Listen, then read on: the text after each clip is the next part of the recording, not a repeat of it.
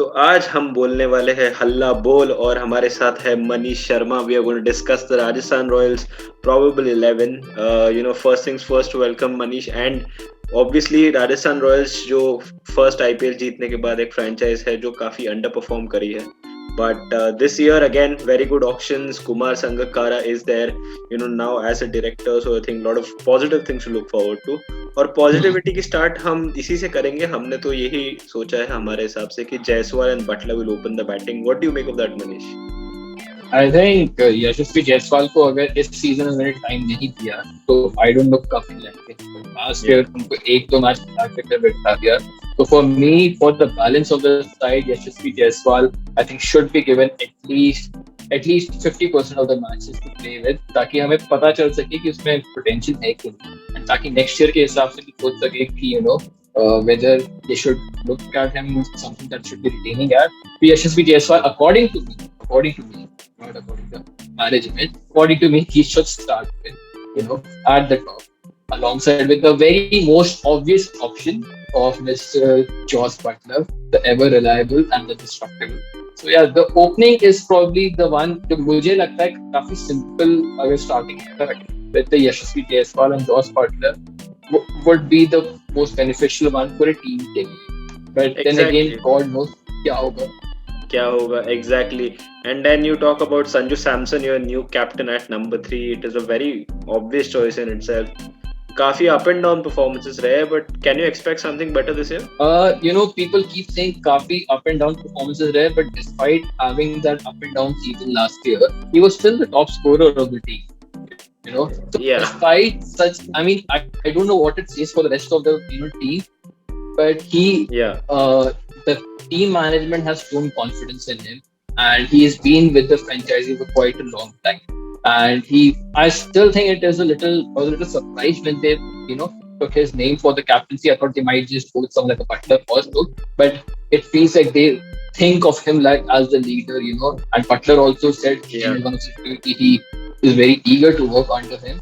So let's see, it's a very interesting one, but yeah, he's going to be really crucial for that team, especially at number 3, because we all know Sanju Samson, if he gets going and stays for like at least 30 deliveries also, the game is probably tilted towards Rajasthan at least. Absolutely. And then, talking about Sanju Samson tilting games to a guy who has definitely tilted a lot of games towards Rajasthan's favor, Ben Stokes. I mean, at number 4, obviously contentions hai because I think logo ko ye bhi chahiye ki he might open. But Stokes at 4 makes the middle order so solid, doesn't he? Absolutely. And considering Rajasthan don't have that, 4 Indian players ka setup middle order mein, Stokes is absolutely vital to your middle order. If you remember that one season he had with the Rising Pune Super Giants, where was he so good? Coming in it below the middle order and finishing it off. He needs some time to go, settle himself, and then he used to finish games for the team. Despite having someone like a Dhoni where Stokes finishing off games. So I believe number 4 is the spot where would be good for this team. And that's where he plays for even England as well. So why to tinker around with that? I believe Stokes is the perfect idea for me, at least in the number 4 position. But then again, you never know. And then obviously when Stokes comes to bat, if he's batting at number 4, you get a decent start. He usually comes after the power play, gets an open field to get his 1s and 2s initially, and then he gets to tee off.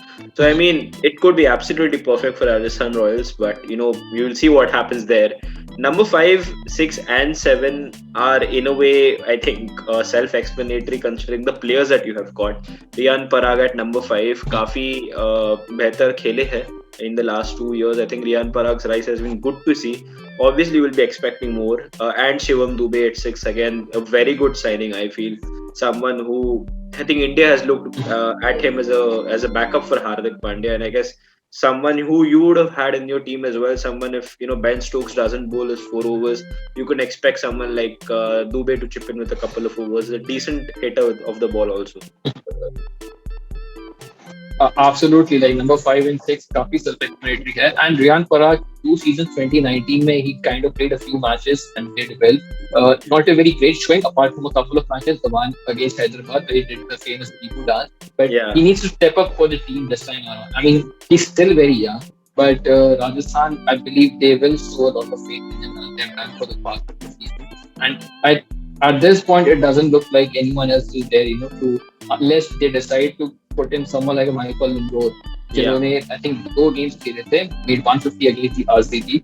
yeah, But I think the first game, at least the first game where I'm looking at, Priyansh Parag would be the obvious choice, and Shivam Dubey, like you said, Indian all-rounder option.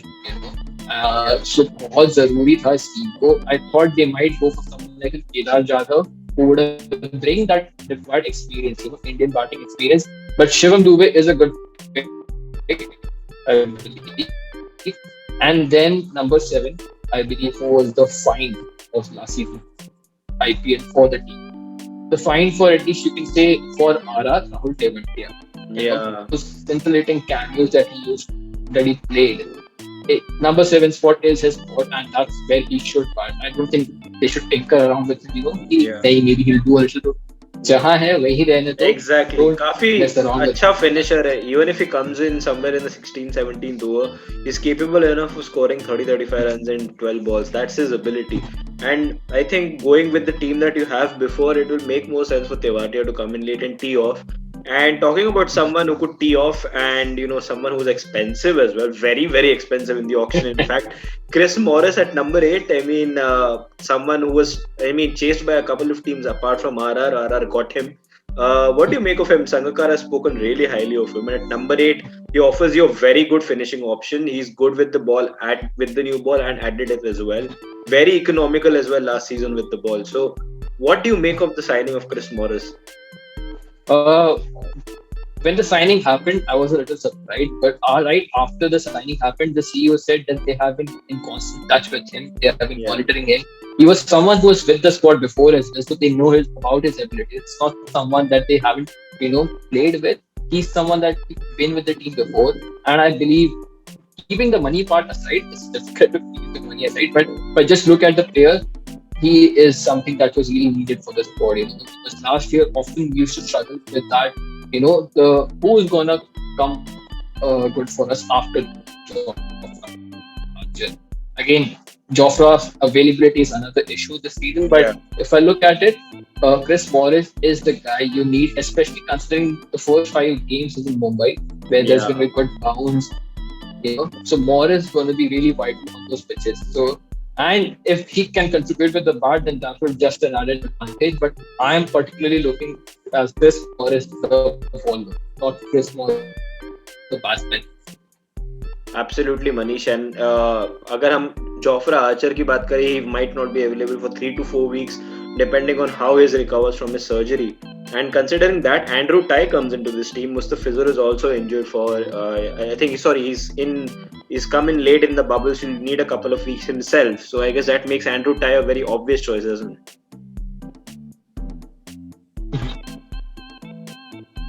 Absolutely, and Andrew Tye is someone who had done well over the years. I think for Punjab, I think couple of seasons ago he got the purple cap. If I'm not wrong. Yes. And in the BBL as well, a team of first coaches where Jai Richardson was the leading wicket taker. He did really well to pick up 21 wickets himself.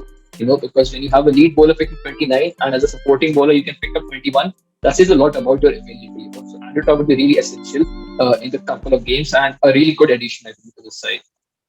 Absolutely, a very good addition. And talking about good additions, there have been a couple of Indian names who have done really well.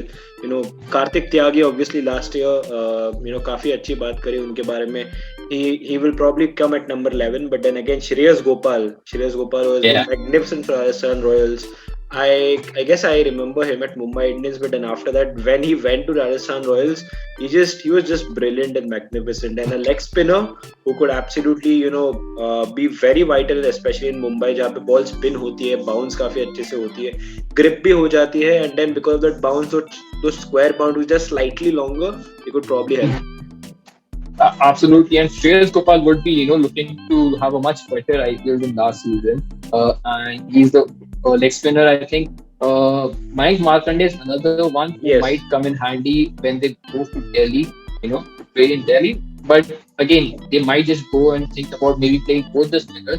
But initially, Shreyas Gopal would be the first choice, and Kartik Tyagi, as like we said, had a decent IPL, I believe. So obviously Tyagi over Unadkat for you as well then. In the initial games, yeah, for me personally, I believe Karthik Tyagi should be given that chance. He was Yeah, with the Indian setup as well, didn't play any games, but yeah. playing with the team, bowling in the nets, it would have been a good experience for him to, especially to learn around, to be with that team. So for me, personal preference, Karthik Tyagi over Jaydev.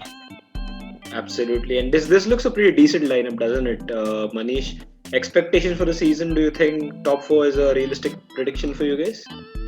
To be very honest, if we if we get top four, then we would have been, I would be over the moon. I'm not expecting this team to win the title, considering the kind of team they are. But realistically, if what I'm looking for this team is how many of those players can step up and perform and tell them and raise their hand, right, Kumar Sangakkara, I'm Yeah. here, I can perform. You can look at me to build your future along with me. So even Kumar Sangakkara will be very realistic about it. He has to build a squad from right on. Kumar Sangakkara wouldn't even think, okay, let's go and get the title. The realistic thoughts would be, how do I build on from here? I have Bhatta, I have Stokes.